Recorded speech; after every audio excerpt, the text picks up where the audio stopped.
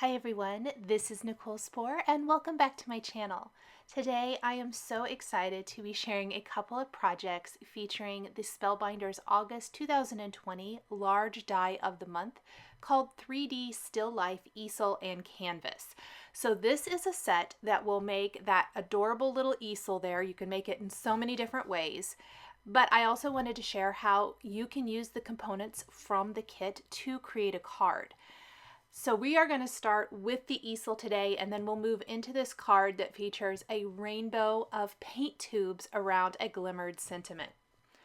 I love this, and I think these would be so much fun to make for your crafty friends. Say you're having a get together and you would make one of these little easels as place settings for everybody, or you can use them in many ways. I created one for the video today that I'm going to put on my shelf in my office. I kind of have a shelf of rainbow themed product, and I think it'll be cute there. You are going to need 5 pieces of this die that comes in the set. I die cut mine from some gray wood grain cardstock, and then 2 of those pieces are going to be used as is. So these are the 2 that make that kind of upside down V shape, and that's going to be what your canvas leans against. Now, I found it worked best if I folded these into shape. So you can see they've got those great little dotted die cut score lines there. If I would take my bone folder and just reinforce the fold, and then up at the top it's going to fold over as well, so it folds down inside of itself to create that nice closed shape up at the top. Then along the tab I am putting some double-sided adhesive, and then a little bit up here at this little tab that's going to fold inside. So I'm going to go ahead and do that first, and I kind of got adhesive everywhere.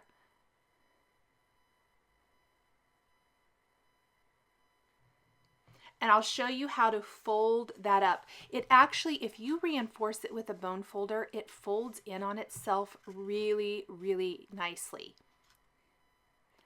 I like to use my tool-in-one to help peel away that backing paper from the double-sided tape. And I kept my liquid glue to a minimum here because I don't want it to be messy. You're going to just fold that into a tube basically, and you can kind of fold it flat with those score lines so that you can take your bone folder and really burnish on the adhesive, and then fold in that tab at the top, tuck it in, and just kind of squeeze gently to create that tube. We are going to do this 2 times. We're going to grab one more. We're going to fold it on all of the score lines.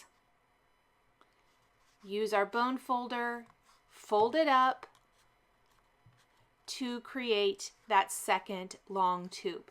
So again, 2 of these are exactly as they die cut. This same piece is used to create the 2 legs on the front, the slightly smaller leaning leg for the back, and then the 2 tubes that hold the canvas in place on the front of our easel.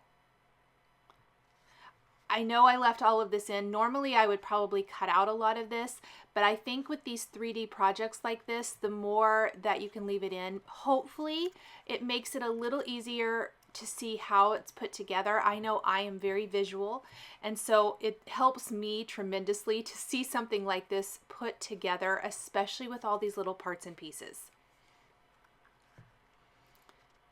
So this is the second tube. We're going to tuck that little top in, and then to put them together, we're going to take them and glue the 2 ends. So there's my 2 tubes. Let me see here. We're going to use a little tape. They're just going to fit together perfectly on those little slanted edges. Now, I did use double-sided tape. Once it's there, I think I just put a little tiny bit of liquid glue inside to kind of help hold it and make it super sturdy. and I'm using my tweezers to help hold that together while my liquid glue dries. And then we have these two little pieces that I die cut from Silver Mirror cardstock that fit up at the top of our easel. We're going to put one on the front and one on the back. Again, this is a nice detail, but it also helps hold it all together really, really nicely.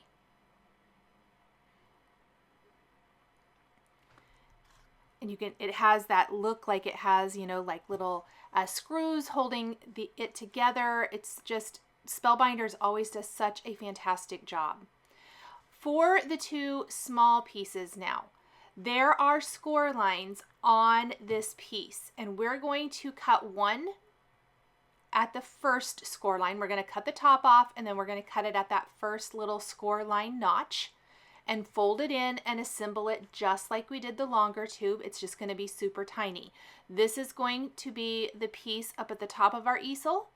Then we're going to cut the top off of a second one, and we are going to go down to the second notch and trim off the bottom and fold this one in on itself, and this is the second piece that goes along the bottom edge of the front of the easel.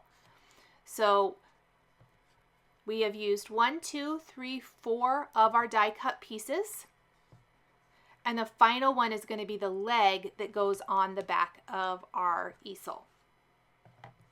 Just like before, I am scoring these and burnishing them with my bone folder to help make sure that they roll up perfectly. I am putting some double-sided tape along that short little tabbed edge.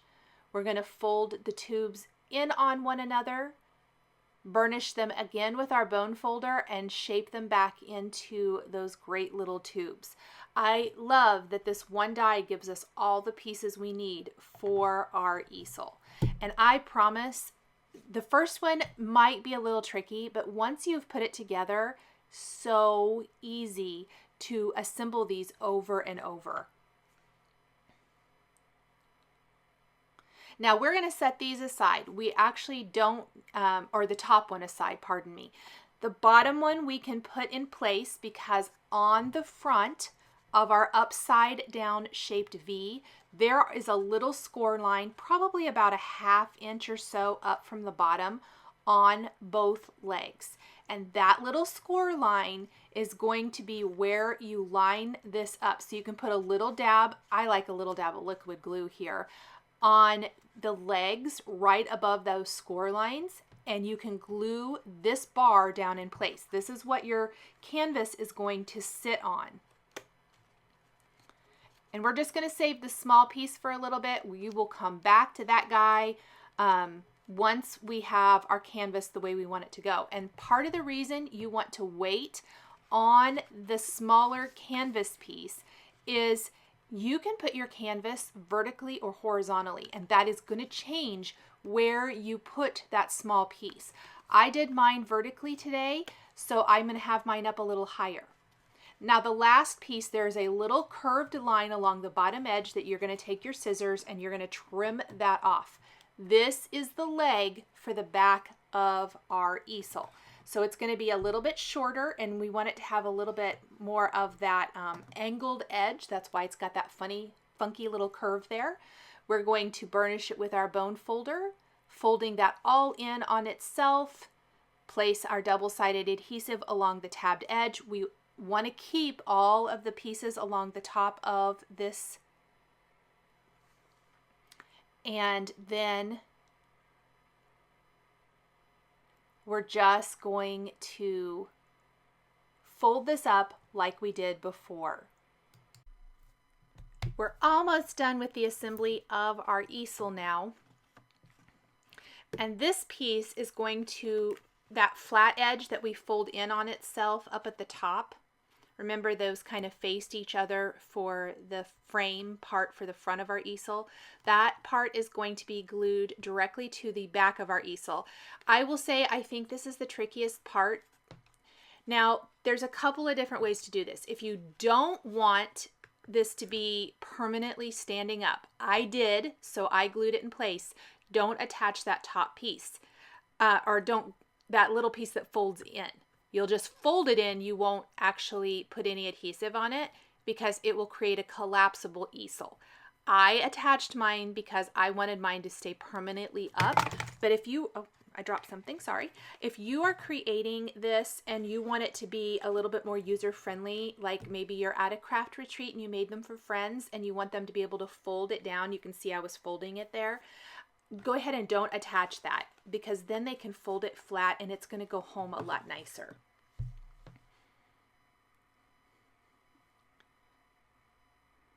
But I'm going to fold mine in and secure it like we did before. You would just not do that step. You just fold it in without adhesive if you want it to be a collapsible easel. Now, as I mentioned, for me, this was the tricky part because I did attach this with liquid adhesive. It was not working. What I ended up doing was using some double-sided adhesive, and then I just put a little dab of glue underneath there because, again, I want this to be super secure. The part that makes it so hard is because it can't lie flat to dry. Now there's this other little piece here that I've die cut from the same wood grain cardstock. You fold it on the score lines and part of it is adhered to that bar on the front of your easel and the rest on the leg. Once you get that little piece there, it's going to make it nice and steady and secure. But I really recommend kind of letting this all sit and dry really well. What I ended up doing was pinching that with my craft tweezers because it kept falling apart. I kept this in here on purpose. I wanted you to see and learn from my mistake. I'm going to squeeze that with my tweezers, let it sit there, and then come back and add a little more glue. This is where I opted to put that double-sided adhesive on this piece. I just wiped away the glue because it did not want to stay put at all. I did the liquid glue on that little bar that connects the back leg to the front bar of the easel. And I'm just going to squeeze that. We'll put some here, because I was getting super frustrated. I hope you can't see that in the reflection of my face here in the glass on the video. But I was really frustrated. In fact, I had to grab a new piece of tape. I don't know what happened there, but we will just... I persevered and it all came together. And since then I've made a couple more and I promise not near as big of a headache as this first time. I love how Spellbinders does these incredible 3D die cuts. They are amazing. And this is just so cute and fun. Okay, there is our easel. Look how darling. We're going to set that aside. Let's work on our canvas. Our canvas is going to also roll up together. And what I did was I foiled some sentiments from the Crafty Sentiments Glimmer hot foil plates. This is a great add-on this month. I left this in here. I actually foiled this sentiment with a silver matte foil and it did not foil well. I'm not sure why. And then I decided I didn't like the silver either. So we're going to go to gold, and I foiled Living the Crafty Life. I thought that was really fun. This is going to be super easy to assemble. It's going to be 3D. It's going to be a lot like those legs on our easel.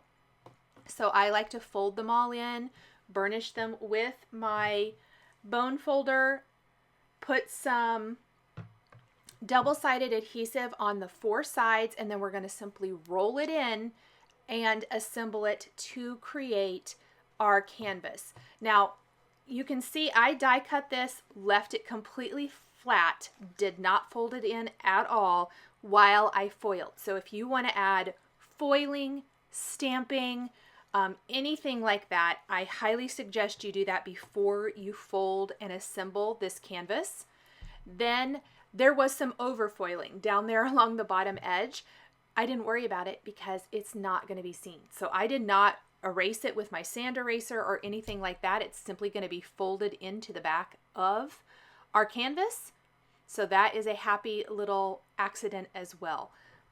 Really fun. If you are going to do these as place settings, imagine maybe putting somebody's initial on them or even their whole name.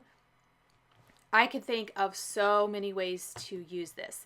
I want to mention in this easel set, easel and canvas set, so you're going to see me using the paint tubes and paint brushes and the paint palette. I think the only things I didn't use here, there is a piece that creates like a tabletop, like if it's supposed to look like you painted a floral watercolor or something like that. There's a tabletop piece you can put along the bottom of your canvas. I did not use that die, and I didn't use the vase or the flowers in this video today. Those are the only 3 dies I didn't use. I'm going to be using the paint splatter, the paint brushes, paint tube, and palette. And then of course the pieces for the easel for this first card. This is fairly low profile, probably only about a 1/4 of an inch, if that. So you could definitely assemble this centerpiece and pop it onto a card front if you wanted a little dimensional card front. But really cute. I love this little canvas. Just simply folding this in, nice and secure. Just going to press it gently there so that the double-sided adhesive works. And look at our canvas. Living the crafty life. And there's what it's going to look like on the easel. We will be gluing the top piece in place once our canvas is all finished. It is time to start embellishing our canvas now. And I am going to be using, again, those dies from this large die of the month. I die cut our paint palette from lots of different colors of cardstock. I also have the paint splatter. I played around with placement. I couldn't decide exactly where I wanted to go with everything.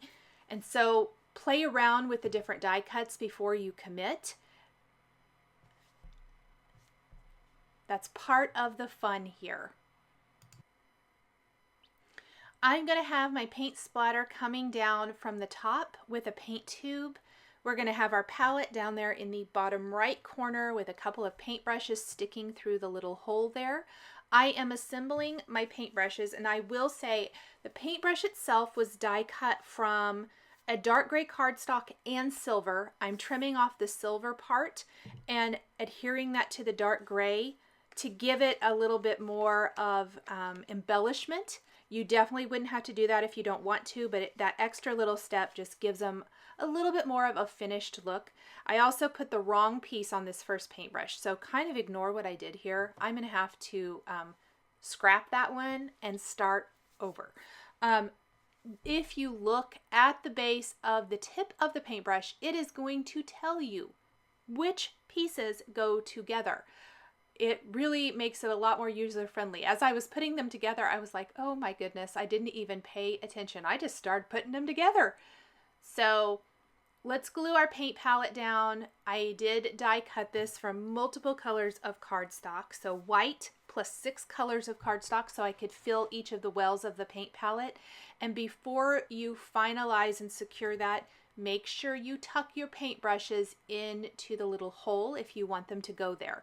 I did for mine, so I went ahead and placed those.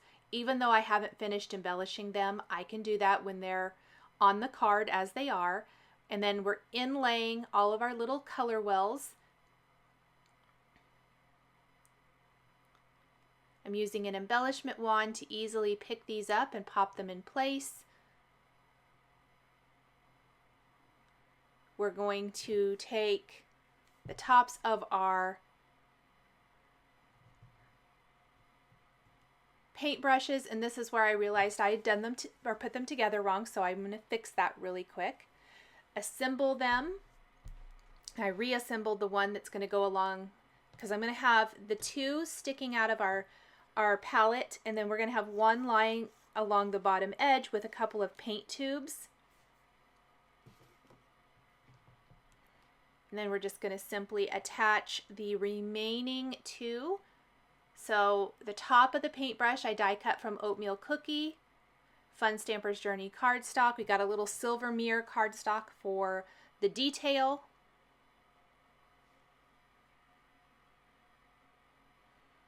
How much fun is this? The paint palette, wonderful, fantastic addition. I can see using this in so many ways and not just for the 3D project. You'll see me use it on the card next, but imagine creating an all-over background with the craft tools. I think that would be awesome for a card. Using them as accents on cards. Just a phenomenal set. I'm very, very excited about this month. And everything coordinates and goes together as always. If you love this, the Glimmer of the month has an all-over Glimmer background of craft supplies. Of course, the add-ons, I use the add-on Glimmer set, sentiment set for both of my projects in this video today. There's an add-on stamp die set from Fun Stamper's Journey that's all crafty tools and crafty sentiments, which you're going to see in action for this next card. So everything is made to work together beautifully. Let's glue our little paint and paint tube here at the top of the card. I did put glossy accents on all of my paint wells. This is going to make them dry, glossy, which for me, when creating a paint palette like this, is the perfect thing. It looks amazing. And then we want to add a couple more paint tubes and that last paintbrush down along the bottom edge of our card. Now, I wanted to keep this in here as well. I put glossy accents on the paint because I really wanted it to match my paint palette. And I was so upset my glossy accents came out too heavy and it started to come off of my die cut shape. While it was still super wet, I went ahead and removed all of that glue with the tip of my tool-in-one. Yes, it's a little extra work, but worth it because I didn't ruin my whole canvas and have to start over. We've got our extra little paint tubes down here at the bottom and our paintbrush. We're just going to adhere those really quick. Now, once these are all assembled, what you're going to want to do, whether you've done your canvas in portrait or landscape, let's go with that, you want to lay it along that bottom bar of your easel, and then you want to take the smaller piece and place it up at the top, because the tighter you can sandwich your canvas into this, the more it won't move. So I waited till I was done, placed that on the easel, and then I'm going to add my glue. This is going to ensure that when I pop my canvas in place, yes, it can easily be removed if you want to, but it's not just going to fall out. So the tighter you can sandwich that, the better. And then I'm going to let that sit and dry. Next, let's use these dies for a card. So as I mentioned, there is the Craft Happy Clear Stamp and Die set from Fun Stamper's Journey that is an add-on for this month.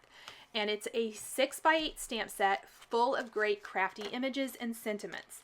I'm going to actually use my images from this to do a tone-on-tone background. I wanted my background to have a little bit of interest, but not overwhelm the design.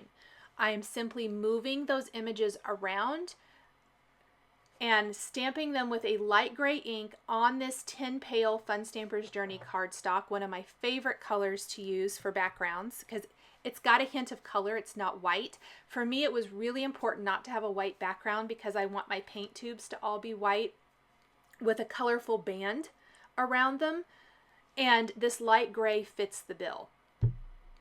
We're just going to fill in this entire background. In fact, when I was done, I took small buttons and clothespin images from the stamp set and just filled in little open areas so it had that all over look and feel of a tone-on-tone pattern paper. This is a 4 1/4 by 5 1/2 inch panel of cardstock. Now, once we have this filled in, which is what I'm going to do here, and again, just to save time with these small images, I grabbed an acrylic block and didn't use the Misty for this. Once that's done, we are going to work on the sentiment first because everything moves out from the sentiment in this card design. We're again going to use the fantastic Crafty Sentiments Glimmer Hot Foil Plates from Spellbinders. This is the add-on to the Glimmer of the month this month. Similar in design, amazing. We're going to go ahead and use Hello Crafty Friend from this Crafty Sentiments set. I'm taping it in place on a scrap of Cool Pool cardstock with a little purple low tack tape. And then I'm going to put my gold foil underneath here, and we're going to foil this. And I just made sure it was kind of in the center of the cardstock because I will die cut this after I have foiled it. Once we've foiled, let's go ahead and remove all of that, and we are going to take our dies and die cut this into a circle shape to fit in the front of the card. In this case, we're going to use my favorite Nestabilities Essential Circles Etched dies, and we're going to use 2 of them. We're going to use a circle shape, and we're going to use the die cut little dotted border shape. We want to line those up where we want them to go, temporarily adhere them in place so they don't shift in the die cutting, and die cut this shape. It's going to die cut the circle and then these little dotted holes around the edge, which I love. You can then place a contrasting piece of cardstock behind that. So I'm going to die cut something else, another color of cardstock. In this case, I did gold mirror cardstock, and adhere it back behind the circle. Then we're going to adhere our circle, and I played around. I thought I would want to do red, but then I opted to do gold instead. So just whatever color you like. We are going to adhere our circle to the center of our background panel, and then we're going to start putting it all together. I'm putting adhesive in the center, layering our sentiment on the gold mirror cardstock. I'm going to eyeball this as far as trying to get it in the center as much as possible, and then in a rainbow array all the way around the perimeter of this circle, we're going to add paint tubes, pardon me, not glue tubes, paint tubes. And this is one of my favorite looks. I did a card several months ago with some Simon Says stamp dies where I had a circular greeting in the middle and had a rainbow of bear die cuts around the perimeter. In fact, I'll link to that at the end of this video so you can see something else with a similar design.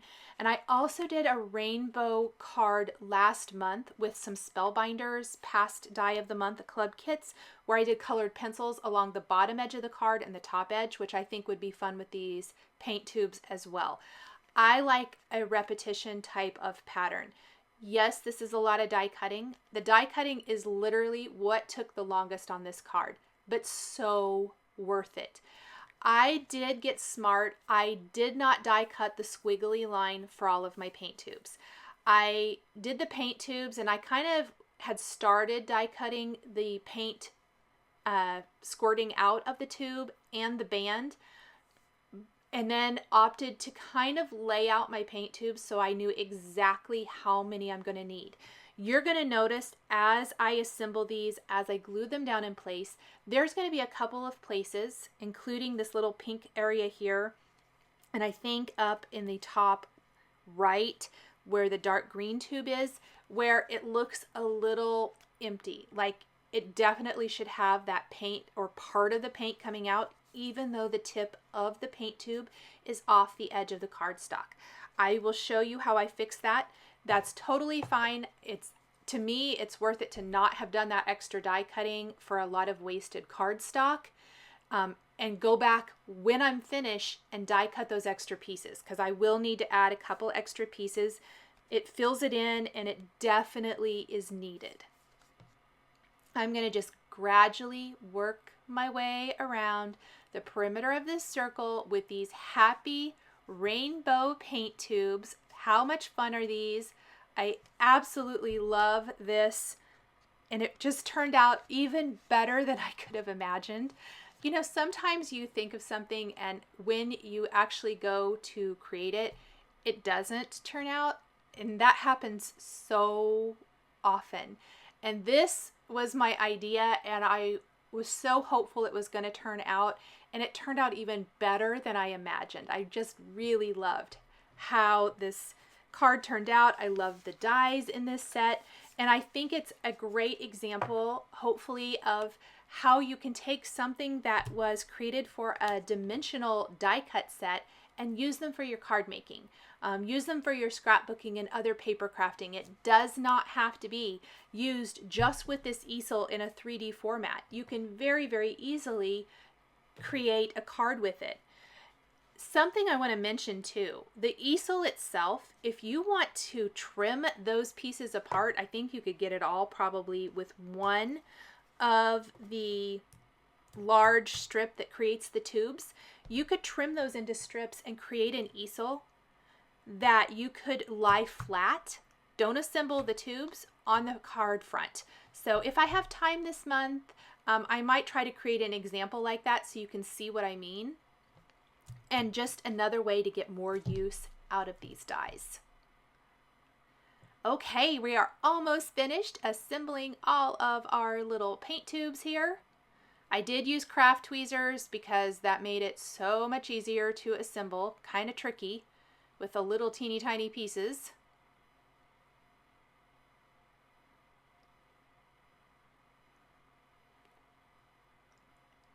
There's what it looks like, and you can see those open spots where it definitely needs something. So I'm just putting adhesive under little areas where it's going to touch, gluing that down, and then we're going to flip our panel over and trim away everything hanging off the edge. And once I do this, it instantly looks so much better. Because it looks a little messy with all of those little paint splatters off the edge of our background. Awesome. Okay, look at our background all finished. Isn't that so much fun? Let's do our finishing details. Again, I'm going to use a little paint palette. I've die cut that from a gray cardstock. We're going to inlay all of the paint pieces inside, just like we did for the easel. So I want to glue this down in place, kind of down in the bottom right next to our sentiment. I've die cut my paint brushes off camera. This time we're going to have a red paintbrush with a black tip and a white actual brush tip.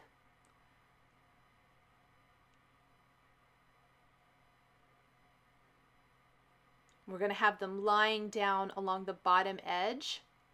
Glossy Accents was used for all of the paint palette as well. I have a little sentiment here from the stamp set, stamped on black cardstock, embossed with white embossing powder, and then trimmed into a little strip that we can adhere. That will be the final thing that we do today.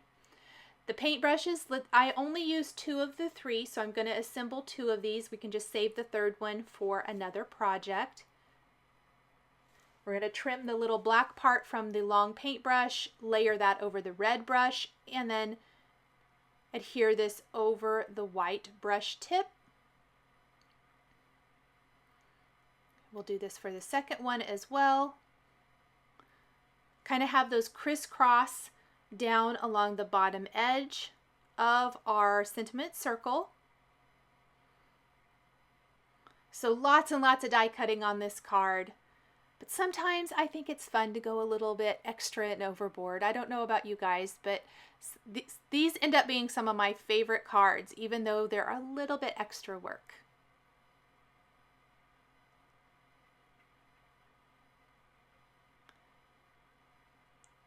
I'm going to let my Glossy Accents completely dry. I'm going to come back a little bit later with my foam adhesive sentiment that I've placed on the back of my sentiment. And we are going to pop that up then right there along the bottom edge. So this is again the Craft Happy Clear Stamp and Die, an add-on stamp and die set from Fun Stamper's Journey that coordinates really nicely with the Glimmer of the month and the large die of the month, and can be used on its own. If you guys would like to see me use the stamp set on its own or with some of these other products, but kind of more of a focus on the stamp set, please drop me a note and I will get to that this month to give you some more inspiration and ideas for this stamp set. I always love a good crafty stamp set. We're going to place this on a white top fold card base and our card is all finished. I am just going to, I didn't think it was lined up very well, so I carefully was able to move that. Let's just pop it down a little bit lower. I didn't want it to cover up the glimmering. And that looks a little straighter too. Thank you guys so much for joining me today for this easel 3D project and card featuring the Spellbinders Large Die of the Month for August 2020 3D easel, and canvas. The supplies I used to create these projects are listed and linked below the video here on YouTube. Here are a couple more projects that you might be interested in. If you enjoyed this video, please give it a thumbs up and be sure to subscribe to my channel and hit that notification bell to never miss a new card making video. Thank you so much for joining me today, and we'll catch you next time.